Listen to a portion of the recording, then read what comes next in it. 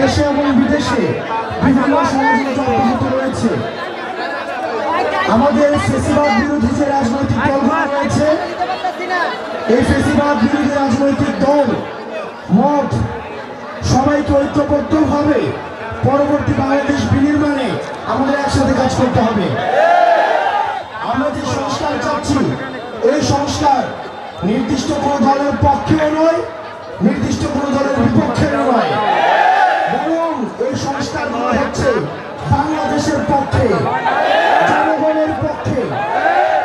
আমরা দেখেছি অতীতে নেতাকে পূজা করায় হয়ে গিয়েছিল একটা সিস্টেম।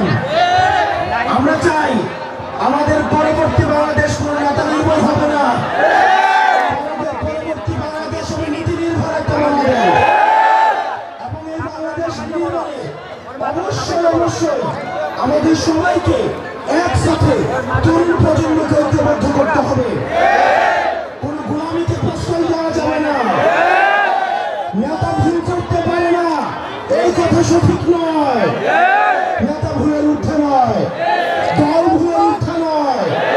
মনে রাখতে হবে